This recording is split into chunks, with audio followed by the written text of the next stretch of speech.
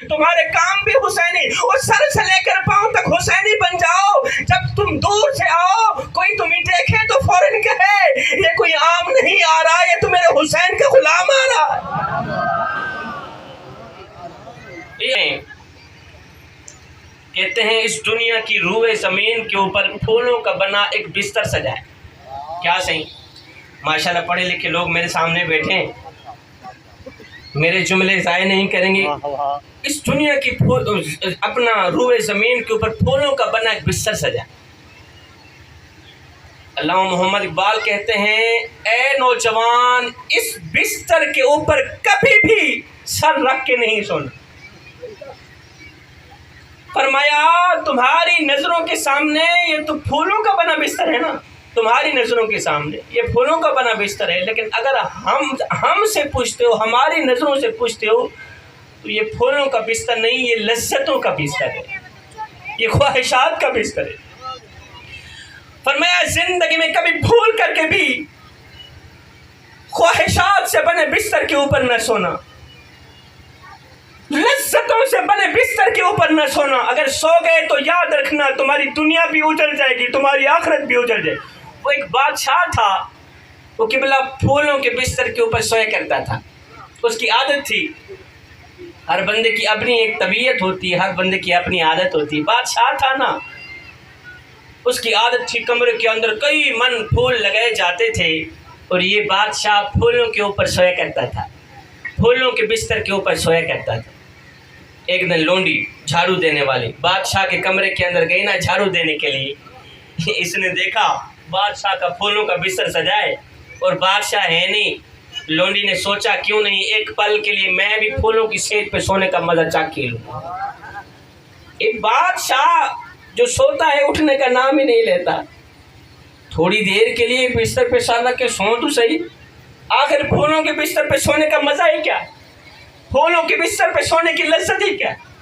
اس لونڈی نے جھاڑو دینے والی ملازمہ نے کیا کیا، جھاڑو رکھا نیچے، چڑھ گئی بادشاہ کے پھولوں کے بستر کے اوپر، چڑھ گئی بادشاہ کے پھولوں کے بستر کے اوپر، لیٹی سر رکھا، آنکھ لگی، نیند آ گئی۔ ادھر سے کم وقت نیند آئی، ادھر سے بادشاہ بھی آ گیا۔ بادشاہ نے دیکھا ہے ذات تی کوڑ کی لی تے شیرہ نال جپے، دو ٹکے دی ملازمہ بادشاہ دے بستر دے چڑھ کے سو گئی، جرت کیسے ہوئی؟ بادشاہ نے سوٹا اٹھایا، مارنے لگ گئے۔ اب بادشاہ اوپر سے مارتا چلا جا رہا ہے، نیچے سے عجیب سا منظر دیکھنے کو ملا، لونڈی روتی بھی ہے ہنستی بھی، دو کام ہو رہے۔ بادشاہ اوپر سے مارتا چلا جا رہا ہے، تجھے جرت کس نے دی میرے بستر کے اوپر سونے کی؟ بادشاہ اوپر سے مارتا چلا جا رہا ہے، نیچے لونڈی روتی بھی ہے ہنستی بھی ہے، روتی بھی ہے ہنستی بھی ہے۔ بادشاہ نے سوٹا رکھا نیچے، کہا لونڈی تجھے ماریں گے بعد میں، تیری طبیعت بعد میں بنائیں گے، پہلے یہ بتا کہ تو روئی کیوں ہے پھر ہنسی کیوں؟ اب اس لونڈی کے رونے ہنسنے کی وجہ دل کے کانوں سے سنیے گا۔ لونڈی ملازمہ تجھے ماریں گے بعد میں، تیری طبیعت بعد میں بنائیں گے، پہلے یہ بتا کہ تو روئی کیوں ہے پھر ہنسی کیوں؟ اس نے کہا بادشاہ سلامت روئی اس لیے کہ مجھے درد ہو رہی۔ اچھا پھر ہنسی کیوں ہے؟ کہا ہنسی اس لیے ہوں، اس وقت میں سوچ رہی ہوں کہ جو ایک لمحے کے لیے پھولوں کے بستر کے اوپر سوئے اسے اتنی سزا مل رہی ہے، اور جو بادشاہ ساری زندگی پھولوں کے بستر کے اوپر سوتا رہے اسے کتنی سزا؟ وہ تو مر گیا نا۔ بس کرو میرے بھائیو، یہ زندگی کے لمحے تمہارے اور میرے لیے غنیمت ہے، ان لمحوں میں کچھ کر لو، ان لمحوں میں کچھ اکٹھا کر لو، معلوم نہیں پھر فرصت ملے نہ ملے، اس طرح کے میلے ملے نہ ملے، معلوم نہیں اس طرح کا اکٹھ ہو نہ ہو۔ پچھلے سال جو دوست ہمارے ہاں موجود تھے، جو عزیز و اقارب ہمارے ہاں یہاں موجود تھے، وہ آج نظر نہیں آ رہے، چند لوگ نظر نہیں آ رہے، کہاں چلے گئے؟ وہ اپنے اصلی مکان میں چلے گئے۔ کہاں چلے گئے؟ اپنے اصلی مکان میں چلے گئے۔ اللہ اکبر۔ اور ہم نے بھی وہاں چلے جانا ہے، یہاں کسی نے بھی نہیں رہنا، اللہ اور اس کے رسول کا نام رہ جانا ہے میرے بھائی۔ وہ ایک فقیر تھا، صحیح درویش مست ملنگ بابا، اس نے ایسے اپنے کندھے پہ چادر رکھی ہوئی تھی تو بڑا مست مست جا رہا تھا. فقیر تھا درویش, اس کے دل کا تعلق اللہ کی ذات کے ساتھ جڑا ہوا تھا. اس نے اپنے کندھے پہ سے چادر رکھی ہوئی تھی, جا رہا تھا تو ادھر سے چور دوڑتا ہوا آیا, فقیر کی چادر لے کر بھاگ گیا. چور دوڑتا ہوا آیا, فقیر کی چادر لے کر بھاگ گیا. اب چور چادر لے کر اس طرح بھاگا, ساتھ میں قبرستان تھا. فقیر اللہ والے نے کیا کیا, قبرستان کی طرف دوڑ لگا. چور چادر لے کر اس طرح بھاگا, ساتھ میں قبرستان تھا.